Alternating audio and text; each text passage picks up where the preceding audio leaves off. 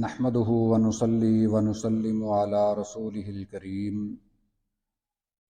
اما بعد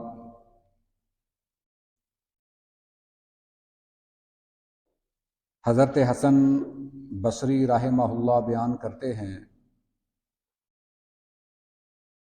کہ جب رسول اللہ صلی اللہ علیہ وسلم نے مسجد نبوی تعمیر فرمائی تو آپ نے فرمایا ابنوہ عریشن کا عریش موسیٰ، اس کو حضرت موسیٰ علیہ السلام کے چھپر جیسا ایک چھپر بناؤ۔ جب چھت کا موقع آیا تو آپ نے یہ بات ارشاد فرمائی کہ جیسا چھپر حضرت موسیٰ علیہ السلام کا تھا، ان کے گھر کا یا بیت المقدس کا یہ وضاحت نہیں ہے، تو تم بھی مسجد نبوی کی چھت اسی طرح بناؤ۔ حضرت حسن بصری رحمہ اللہ جو کہ بڑے جلیل القدر تابعی ہیں اور حضرت زید بن ثابت رضی اللہ تعالی عنہ کے آزاد کردہ غلام ہیں، بڑی معروف شخصیت ہیں، تو ان کے شاگرد ان سے پوچھنے لگے، امام صاحب سے یہ سوال کیا کہ حضرت موسیٰ علیہ السلام کا چھپر کیسا تھا؟ تو حضرت حسن بصری رحمہ اللہ بیان کرنے لگے کہ اذا رفع یدہ بلغ العریش یعنی السقف، حضرت موسیٰ علیہ السلام کا چھپر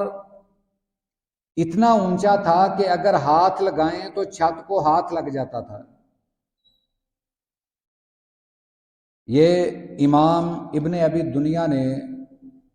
اپنی کتاب میں روایت نقل کی ہے،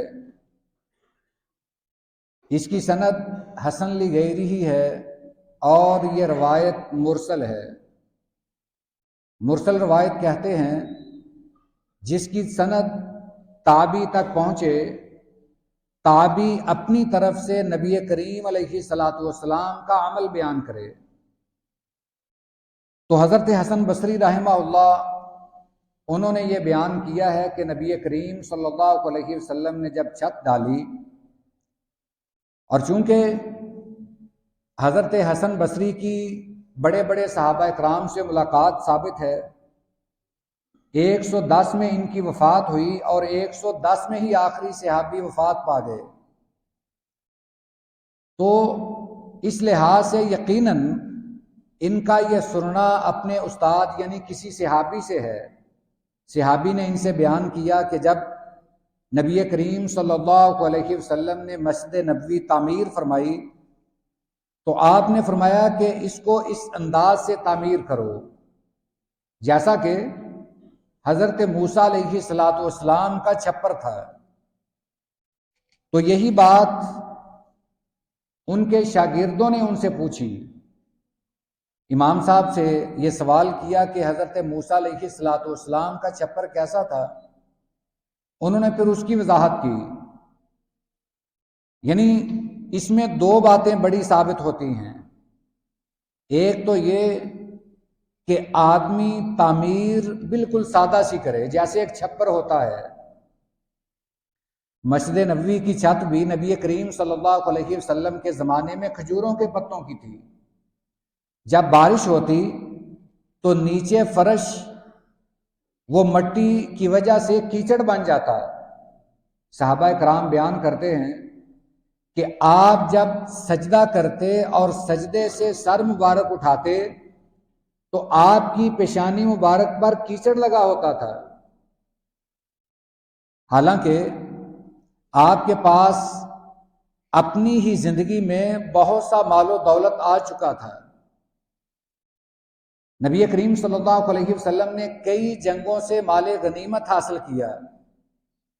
غزوہ خیبر میں بہت سارا مال غنیمت ملا،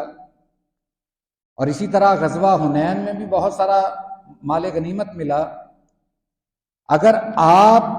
اچھی تعمیر کو پسند کرتے، آپ یہ چاہتے کہ مسجد نبوی ایک ماڈل بنایا جائے ایسا کہ دنیا اسے دیکھنے کے لیے آئے، تو آپ مسجد نبوی کو اتنا خوبصورت تعمیر کرتے کہ شاید اتنے خوبصورت کیسر و کسریٰ کے محل بھی نہ ہوں۔ مگر سادگی دیکھیے، یہ مسجد نبوی کی جو حالت ہے، جو آپ کے زمانے کی تعمیر ہے، وہ پتھروں کو گارے کے ساتھ لگایا گیا ہے، اور چھت صرف سر سے تھوڑی سی اونچی ہے۔ اور جب یہ مسجد تعمیر کی گئی تو اس وقت قبلہ اور جانب تھا، یعنی بیت المقدس کی طرف، شمال کی طرف قبلہ تھا۔ جب اللہ تعالیٰ نے 1.5 سال بعد ہجرت کے حکم دیا کہ اب بیت اللہ کو قبلہ بنا لیا جائے، تو مسجد کے صرف آگے والی جو جگہ تھی، آگے والے حصے پر چھت تھی، پیچھے والا مسجد کا حصہ خالی تھا، یعنی 2-3 صفوں پہ چھت تھی، باقی پیچھے مسجد ویسے ہی تھی۔ جب مسجد کا رخ تبدیل ہوا، جیسے یہ ہماری مسجد ہے، پہلے اس طرف رخ تھا، شام کی طرف منہ کر کے نماز پڑھتے تھے۔ جب بیت اللہ کی طرف منہ کا حکم ملا تو بالکل یہ کیفیت بدل گئی، قبلہ اس جانب چلا گیا، جہاں وہ دروازہ ہے وہاں محراب بن گیا، وہاں امام کا مصلی آ گیا، اور یہ مسجد کی پچھلی جگہ بن گئی۔ یہ جو 2-3 صفیں تھیں، ان کے اوپر چھت تھی، یہ اصحاب صفہ کا مدرسہ بن گیا۔ اس کے نیچے اصحاب صفہ رہتے تھے، آگے والی جو جگہ تھی اس پر ایک نئی چھت ڈال دی گئی۔ تو یہ اصحاب صفہ کا ایک قیام مسجد نبوی میں رہنا، یہ بھی ہمیں بتاتا ہے کہ اصل کامیابی کس زندگی میں ہے۔ آدمی اگر ٹھاٹ باٹ کی بھی زندگی گزر تو جائے گی، مگر ایسی زندگی نہ ہو کہ جس زندگی کی وجہ سے آخرت کی زندگی تباہ ہو جائے۔ ان صحابہ کرام کی اگر زندگی دیکھیں، حضرت عمر فاروق رضی اللہ تعالیٰ عنہ 22 لاکھ مربع میل کے حاکم ہیں، اور ان کی کیفیت جو کتابوں میں ملتی ہے، 17 پیوند ان کے کپڑوں پر لگے ہوتے، کپڑوں پر ٹکڑے جوڑ کر لباس کو سیا ہوتا، اور اگر وہ چاہتے تو دنیا پہ کیا کچھ نہیں کر سکتے تھے، مگر ان کی حالت یہ تھی کہ جب دنیا سے گئے تو گھر کی چند ایک چیزوں کے علاوہ کوئی اور ان کی وراثت میں حصہ نہیں تھا جو چھوڑ کر وہ گئے ہوں۔ تو ہمیں یہ تعلیم دی گئی ہے کہ ایک مسجد کی تعمیر، یہاں جو اس حدیث مبارکہ میں ذکر ہوئی کہ حضرت موسیٰ علیہ السلام کے چھپر جیسا آپ نے حکم دیا کہ اس طرح کی بنائی جائے، اور اوپر واقعی چھپر ڈالا گیا، اور اس کے بعد حضرت حسن بصری رحمہ اللہ بیان کرتے ہیں کہ مسجد کی چھت اتنی اونچی تھی کہ ہاتھ لگ جاتا تھا۔ یہ ایک سادگی ظاہر کرتی ہے۔ ہم اس حدیث مبارکہ سے یہ سبق حاصل کر سکتے ہیں کہ معمولی بھی اگر رہائش ہو تو یہ ہمارے لیے زیادہ آسانی کا باعث ہے۔ قیامت والے دن حساب کم دینا پڑے گا، جتنی اچھی رہائش ہوگی حساب بھی اتنا کڑا ہوگا۔